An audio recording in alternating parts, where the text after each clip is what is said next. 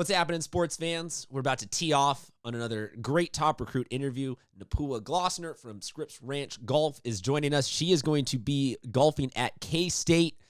The Wolverines? The Wildcats. Wildcats. Look, I have so little room left in my head for high school anything that, like, the college mascot thing, I knew it was some sort of outline of some sort of cat type head. Thank you so much, Virginia. So let's start right there. Why? Why K-State?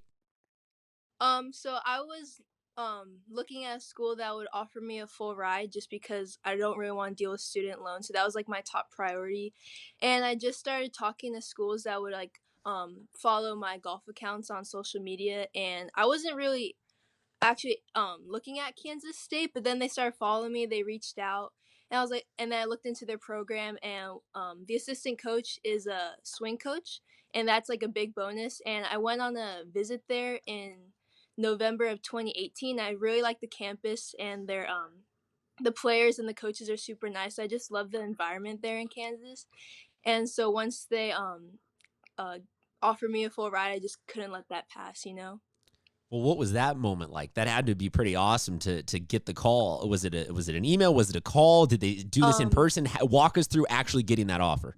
Yeah, so it was my coach texted me, and she was like, "Hey, if you're willing to FaceTime right now, that would be great." And I was at like tutoring after school. I was like, "Oh yeah, sure." And then so I just walked outside, and they FaceTime me, and they were just like, "Oh hi, so thank you for like letting us know." Because at first they were like at the visit, they're like, "Yeah, just text us back in 3-5 days." I forgot to text them back, and so after like a week or two, I texted them back because I was like, "Man, why aren't they texting me?" And I realized I was supposed to text them back. And so on the actual FaceTime call, they're just like, "Yeah, we love to have you on the team. You seem like you'd be like a perfect fit at Kansas State." And I was like super interested, and they just offered me the full ride, and I was like, yes, yes, yes. So you were playing hard to get, is what you were saying. You were like, yeah, no, I'm interested, but you got to work for it. Yeah. Yeah.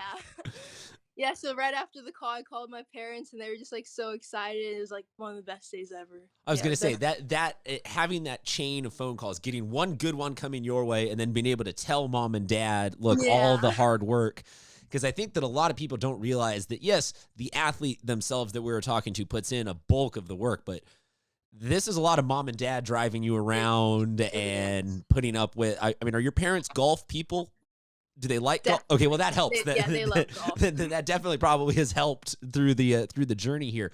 Yes. You mentioned something really interesting. I ask everybody that we talk to, what guidance, tips, advice would you give to other people? But you're the first person really to bring up, hey, advocating for myself on social media was a big part of how I got here. So what tips or advice would maybe you give to your younger self or younger athletes out there who don't have a huge support system and need to be their own best advocate? Yeah, so my dad was actually the one who said I should put myself more out on social media, and he recommended NCAA rules changed, but at the time they couldn't reach out to me until junior year, but they can reach out if you're in middle school still. So I made my golf account on Twitter in 8th grade, and then my dad was like, just follow a bunch of schools, just follow a bunch and just see who follows you back. And then he also made me send out 50 emails to 50 different schools. Just like he was like, it doesn't have to be schools you're interested in, just to get your name on the radar. And that would definitely help that definitely did help me, because I got a few schools to email me back to follow me, and then that kind of set me on the path of what schools I'm interested in, what schools want me as well.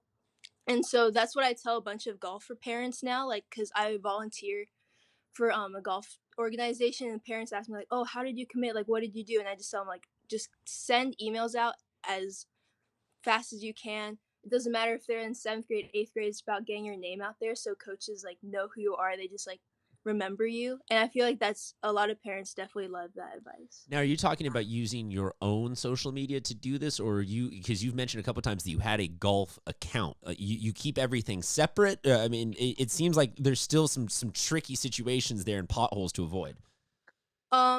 So my Twitter is just primarily on golf, and then I also follow coaches on my own personal Instagram, which is just like about me. It's not all about golf, my life, but Twitter is specifically for golf. But I follow coaches and schools both on Twitter and on Instagram. Definitely, it's something that you're starting to see that there's people like this who you can figure out got the job done on her own. There was no one coach scouted her out at a championship or something like that, because not everybody gets that sort of a path. You'll have to forgive my ignorance, but when I think Kansas, I think flat. Does that mean that all of the golf courses are just one giant putting green? Like, do you still have they added hills and valleys to your golf courses? Yes. When I went on my visit, I only visited 2 of their golf courses, and they weren't really flat at all. It's actually a lot of hills. One of them was on a little hill, like there wasn't any flat area at all. But the college itself is pretty flat. And but yeah, the golf courses are beautiful. I mean, I say that somewhat jokingly as just a California with the stereotype of the Midwest. But is there a change? I mean, does because if I said to baseball players, you're going to play at sea level or up in Colorado at high elevation, because Kansas is decently high elevation, the air's a little bit thinner. Does golf change? I mean, is it harder to golf there? Is it easier to golf there? What's it like? It definitely does change. I know the ball goes farther in higher elevations, thinner air. So I think, like, obviously, like, it's gonna go farther, but I don't think it's gonna be a big adjustment. Cause I played in Colorado once, where it was like really high elevation. My game didn't change at all. So you're gonna just be out there crushing like 700-yard drives, because you'll be the one that you trained at the coastal levels, and you're just gonna come in like a beast in the freshman year.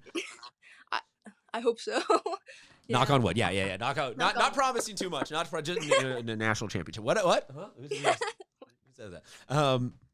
It seems though like the high school experience here in San Diego on the guys and girls side, every year there are USC commits, fill in the blank. People, Brooke Say just going LPG, like whoever it is. It seems like you've gotten a pretty good feel for what that college competition is already like through the high school ranks here. So talk a little bit about, what the 4 years of high school golf here has sort of shaped you into as a golfer. Yeah, so definitely in San Diego, there's a lot of opportunity for golfers, and San Diego itself is a very competitive field for both men and women's golf. So like having like matches in CIF, it's already in like a pretty tough field. And with all these like college golfers, you're pretty much just like growing up with who you're going to be playing with in college. So I definitely feel like we've already got like some of a little bit of the college experience through like CIF tournaments. Yeah. You ready to handle the snow? No. When I went on my visit there, it snowed the previous day, and that was like pretty much my first experience in snow. It was super fun, but I don't know how I'm gonna live in snow for like 3+ months. Okay, yeah. So it had snowed, but it did not snow anymore on your trip. So Correct. Okay. Now I feel like that's how the schools get the West Coast kids. Is they say, hey, could you come out for these 3 days in November where it looks cool and the leaves are dark and it's all beautiful, but then can you please get out by Sunday, because Monday hell is gonna fall on us. So definitely start layering up. Let us know if as a city we can start donating jackets and whatnot to keep you ready and cold. Although I do feel like some people are like, yeah, I'm ready for it because it means I get to wear long sleeves and sweatshirts and wear more cool stuff. I see you've already got the 1K State outfit on right now. Has the closet slowly started to become purple? Definitely. As soon as I committed, my mom just bought our family a bunch of K-State gear. So I have a bunch of shirts, a bunch of sweaters. I have some socks. Yeah. So the whole family's outfitted though too? Mm-hmm. Yep. Okay, so not necessarily that they're going to follow you on game day to your golf courses over the country, but you'll say that on match day there will be a household here in San Diego that will be dressed all in purple, correct? Yes. Very nice. I can respect that. Now, I would love to see if it also, golf visors, like the whole golf outfit. I'm sure that you will be able to outfit them thoroughly by the time your 4 years are done. What have you been up to in your downtime? Because everyone's a little bored and lonely right now. Yeah. I haven't been doing much. I've just been like keeping up with schoolwork. I have been like training and like doing swings in the garage because golf courses are closed right now, and I don't get much like practice time. But yeah, I just been like working out, and I have a pool in my backyard, so I've also just been like relaxing I was back going to there. say the last couple of days, you're in the best situation Yeah. out of anybody in San Diego. Yes. I'm running Yeah. through my sprinklers in the backyard trying to cool down. We see a lot of the golfers, not a lot, but we see a fair amount of golfers on social media, posting those like chipping it into a cup or bouncing it off a wall or something like that.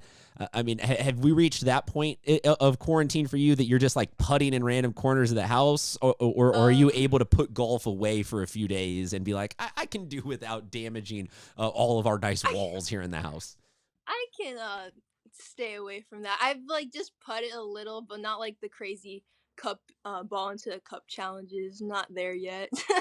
Well, I think that those things are so deceiving because I mean, those people had to have spent hours doing those. Yeah. I tried making a video of me like chipping it into a cup like early in quarantine, and it took me like at least 50 tries, and I kind of went a little insane. So I was like, okay, no more chipping, no. Well, that's where I see that. I see that every time I see one of those people, and I get it that you get a little social media clout for it, but I also see that as you're admitting to all of us that you are bored. You are bored as Very all bored. heck. You have absolutely nothing to do. Yeah. I know it's a little bit more serious note, but you guys are the only senior class in basically human history to have your year ended early because of a pandemic like this. I mean, Yeah. so what have the emotions, what the heck have the last 40 days been like for you? So the last Friday we were in school, I was actually like really happy just to get like 2 weeks out, no school, just time to like kind of like hang out with my friends, like they don't have to worry. But then when the announcement came that like we can't go back to school, it's definitely like very emotional, and like finding out that like we might not have a graduation, we might not have a prom, like all of our senior activities getting canceled, no grad night. It's just definitely very emotional. Just like, why are we getting like our senior year taken away from us? It's not fair, but it's just a part of our safety. We don't want anything people getting more sick. We don't want to risk, you know, rather just have a dance or graduation delayed. There's no right answer. There's no wrong answer. There's Yeah. no uniformity. The crazy thing about this situation is it is hitting everybody in a different way. The only comp I can think of was when I was in high school. We had the fires coming in San Diego, and everybody had to miss a week or two of something. But everyone had the same experience. It was stay indoors because there is something that is literally on the other side of that freeway, like burning away. This is some people's parents are working, some people's parents aren't working, some people are stuck at home, some people have a pool. Like no answers have been the exact same. So I really appreciate you sharing some of your opinions, some of your reactions, and just even some of your time with us. This is the point in the interview, folks, where I always ask everybody to stay at least 6 feet away from the athlete, but give them a round of applause, a tip of the cap, whatever it is, because this is another one of the student athletes here in San Diego that is going to represent all of us. She's representing the whole city of San Diego every time she tees it up for Kansas State for the next 4 years. So thank you for sharing some of your time, entertaining us for the last 4 years with your golfing, and for representing San Diego really well at the next 4 years. Sports fans, stay safe, stay well. We will talk to you guys next time.